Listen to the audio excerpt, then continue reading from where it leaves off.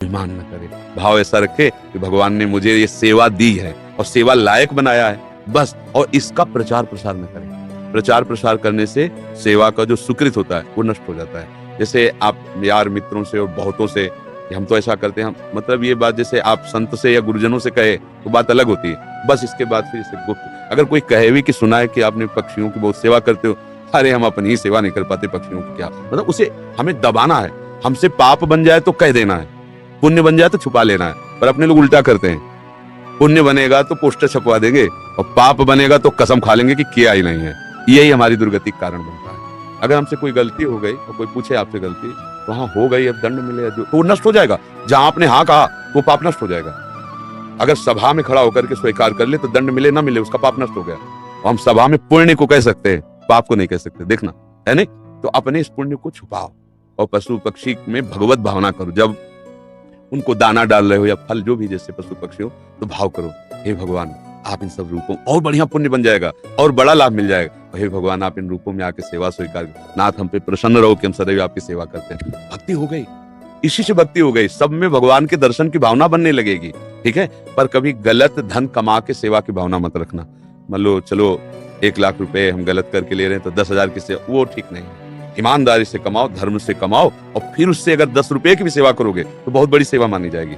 10 करोड़ सेवा बेईमानी से तो तुम्हारे लिए बिल्कुल बेकार है। और 10 रुपए गरीब की 1 रोटी जितना पुण्य देगी ना, राजा का उतना पूरा धन का खजाना नहीं, क्योंकि वो मेहनत से करके और 4 रोटी में 3 में परिवार चलाया, अपने हिस्से की दे दिया दूसरे को, बहुत बड़ा दान हो गया।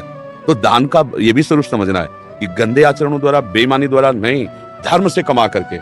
एक बार राधा बाबा ने भागवत सुनी, एक ब्राह्मण आते थे श्रद्धा से सुना। अब दक्षिणा देने की बात आई तो बाबा ने काम तो सन्यासी है, क्या दक्षिणा दे। आज बड़े बड़े लोग बैठे थे, जिसके पास पवित्र धन हो 125 रुपया हमें दे दो। किसी की हिम्मत नहीं निकालने की, क्योंकि बाबा बिल्कुल सत्य पे प्रतिष्ठित महापुरुष। अब पवित्र होना चाहिए, दंड मिलेगा। किसी की हिम्मत, एक घास खोदने वाला बगीचे में जो काम करता है दौड़ के आया, बाबा हमारा पवित्र है। वो कैसे तेरा पवित्र? बोले घास खोदता हो, मुझे कोई 1000-2000 ले मिलते, 100 रुपया तो अब दे देंगे। बोले तू दे। 100 रुपया लिया, पंडित जी को देके, ये है दक्षिणा। हाँ, ये 100 रुपया 100 करोड़ की बराबरी बिल्कुल नहीं हो सकती। वो 100 करोड़ बेकार, वो 100 रुपया अच्छा। धर्म से कमाओ और धर्म से सेवा करो, भगवत। डॉक्टर हिमांशु सूरी जी, बठिंडा, पंजाब से। महाराज जी, मेरा ये प्रश्न है, क्या ऐसे महापुरुष जिनका गोलोक वास हो चुका है, उन्हें गुरुदेव रूप में धारण किया जा सकता है? एवं अगर किया जा सकता तो कैसे? 7 वर्ष की आयु से ही संकीर्तन सम्राट स्वामी श्री मुकुंद हरि जी महाराज जी के भाव भजन गा रहा हूँ और उनसे बहुत प्रेरित और उन्हीं को अपना गुरु माना है। उनके वचनों का पालन करो, वो जो आज्ञा किए हैं जीवन में, कभी तो बोले ही है ना। हाँ, उनके उपदेश पकड़ लो और जो नाम कीर्तन वो कर रहे थे वही नाम कीर्तन करो, वही नाम जप करो। जो भगवत प्राप्त महापुरुष हैं वो थे, है, रहेंगे, तीनों में बराबर होते हैं। ये भूत भविष्य वर्तमान काल जीव के लिए है, जो ईश स्वरूप होते हैं उनके लिए नहीं। वो थे भी, वो हैं भी और वो रहेंगे भी।